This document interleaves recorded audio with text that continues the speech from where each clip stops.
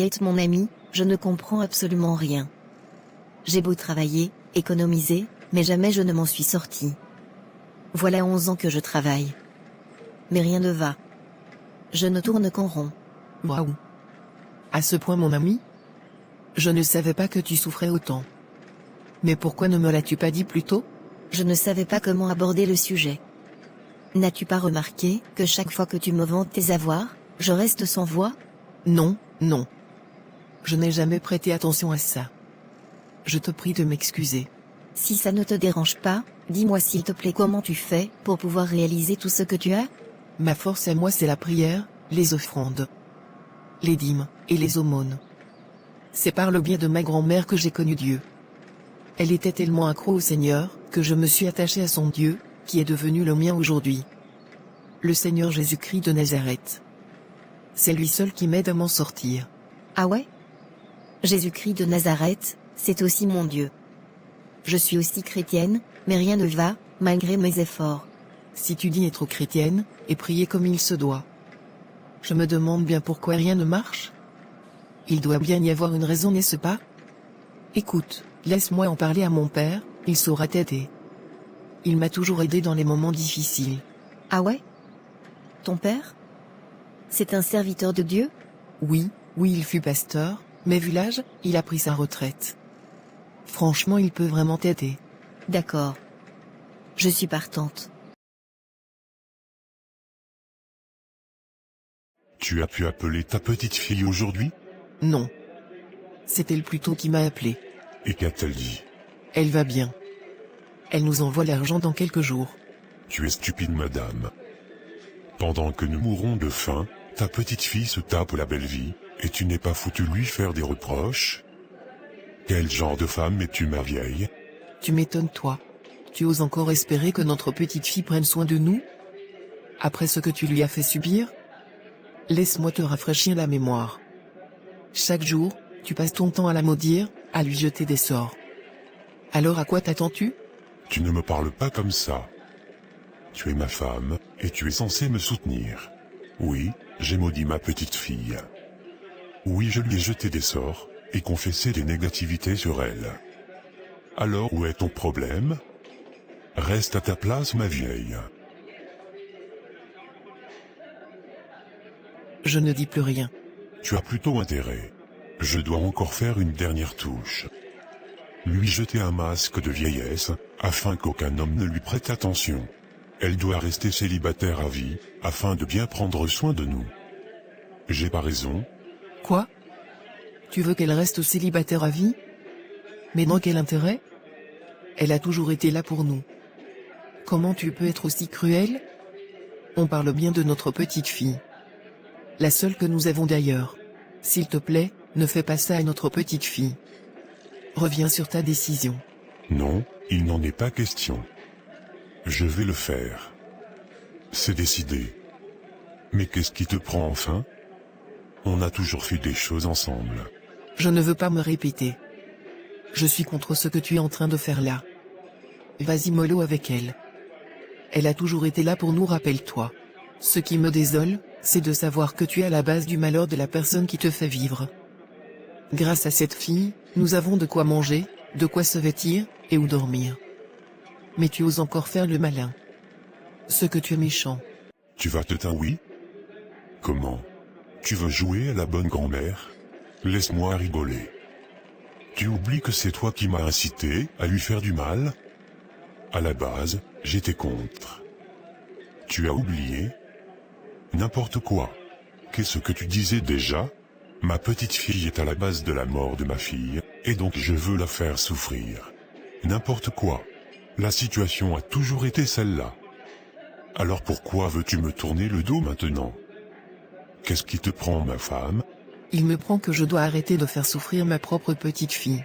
Non, je ne peux plus. C'est ce qu'on va voir. Salut Alain. Mais qu'as-tu fait là? Je viens d'avoir Anita au téléphone, elle m'a fait savoir que tu l'as quittée. Qu'a-t-elle fait enfin? C'est quoi cette question? Je t'en ai parlé avant-hier, n'est-ce pas? Je ne me sens plus dans cette relation. Anita mérite mieux, alors je l'ai libérée. C'est si dur à comprendre. Je viens de quitter Anita pour une bonne raison. Et c'est quoi la raison? Dis-moi. Il se trouve que je ne ressens plus rien pour elle. Et pour quelle raison? Je te rappelle qu'il y a 2 semaines de cela, tu allais demander sa main auprès de sa famille. Si l'intention était de la quitter, alors pourquoi demander sa main, mec? Je ne te reconnais plus. Mec, je ne me comprends pas non plus. Il y a 2 jours, j'étais fou amoureux d'Anita, mais aujourd'hui, je ne ressens plus rien pour elle. Même sa voix m'énerve. Je ne sais pas l'expliquer. Tu as fait une nouvelle rencontre? Non du tout. Rien de tout ça. C'est juste que je ne l'aime plus. Voilà. Et ça n'émane pas de moi. Ce n'est pas normal, frangin. Tu dois te mettre en prière. S'il te plaît. J'aimerais bien. Mais j'avoue que tous ces 2 jours-ci, j'ai une immense lourdeur dans la prière. Je ne sais plus prier comme avant. C'est étrange. Mec, c'est absurde. Tu ne peux pas aimer une fille à en mourir, et la détester en quelques secondes. Je ne sais pas te comprendre. Tu as raison. Moi non plus je ne me comprends pas. Bon, écoute. On va devoir se remettre au travail. On se retrouve plus tard. À très bientôt, frangin. Ouais, c'est ça.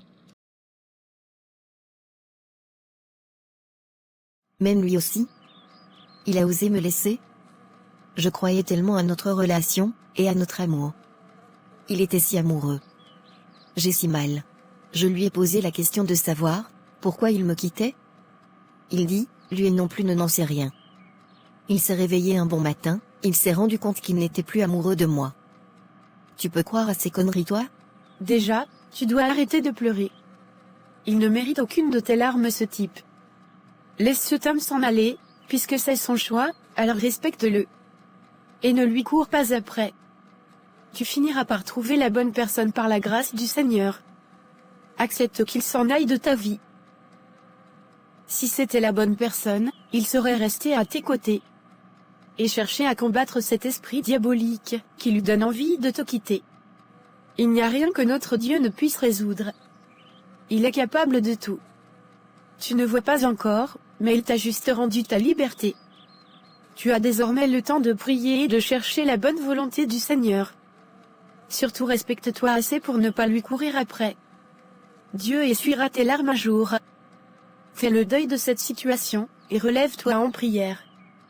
Dieu est tellement amour, qu'il ne te laissera pas sans secours. Ça va aller, ma sœur chérie. Oui, ça va aller, je te promets.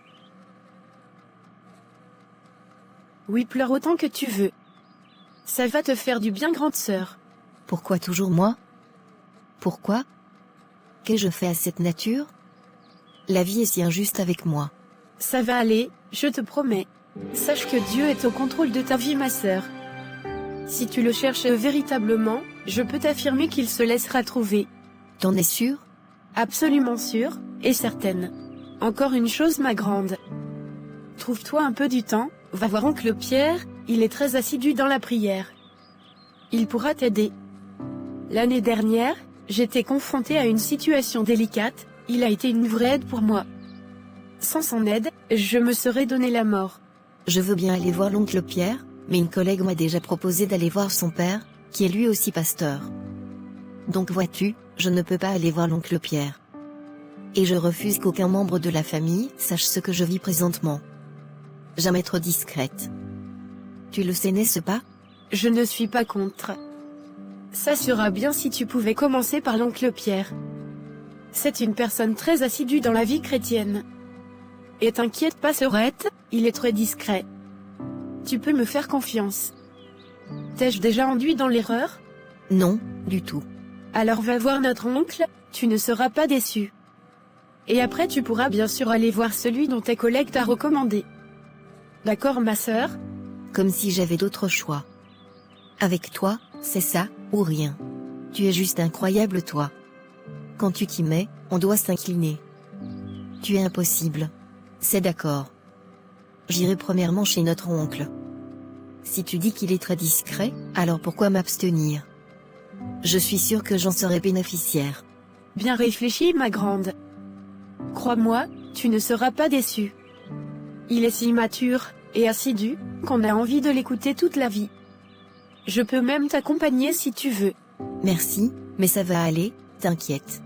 Comme je t'aime, grande sœur. Je t'aime aussi, ma petite sœur chérie. On peut aller prier. Bien sûr. Allons-y. Ma nièce, c'est quoi le souci? Pourquoi étais-tu en pleurs au téléphone? C'est quoi le problème? Mon oncle, je n'y arrive plus. Rien ne bouge dans ma vie. J'ai beau travailler, économiser. Mais rien.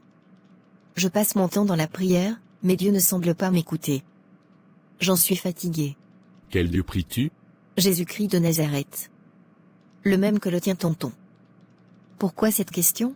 C'est tout simplement pas possible d'avoir Jésus-Christ de Nazareth, et de vivre tout ce malheur. Il y a un problème, ma fille. Raconte-moi calmement ton souci. Mon oncle, rien ne va dans ma vie. Quand je regarde tout autour de moi, il n'y a que désespoir. Je travaille depuis des années, et je gagne assez bien ma vie, mais je ne me retrouve pas. Je suis couverte de dettes. J'ai déjà 34 ans d'âge, mais je suis incapable de garder un homme. Ils partent tous, sans aucune raison. Il y a à peine 4 jours, que mon dernier copain vient de me larguer. Celui-là même qui venait de vous demander ma main. Tonton, tout s'est assombri. Je suis désespérée. Ma fille, tu es chrétienne, n'est-ce pas? Tu crois au Seigneur Jésus-Christ de Nazareth? Oui, tonton, je suis bien chrétienne. Mais, j'ai beau prier, malheureusement rien ne va. Je ne m'en sors pas. J'ai l'impression que le Seigneur m'a tourné le dos, mon oncle. Et qu'as-tu fait pour qu'il te tourne le dos? À quel interdit as-tu touché? Je ne sais pas. Je me pose la même question. Ma vie n'est que misère, alors que je suis chrétienne, et j'y vais chaque fois à l'église. Je n'arrive pas à comprendre moi non plus. Je rêve des vols d'argent. Les esprits de Marie de nuit, et aussi les pertes des songes. Ça fait de cela 1 année que je ne rêve plus, tonton. Ma fille, tout le monde peut dire j'ai Jésus dans ma vie, mais tout le monde n'a pas forcément Christ.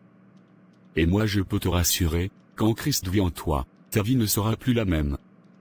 Forcément il y aura un changement, car Christ est un chasseur des démons. Là où Christ est, le ténèbre s'enfuit. Christ est la lumière qui éclaire les ténèbres. Quelqu'un qui a Christ ne peut pas être visité par les démons, jamais.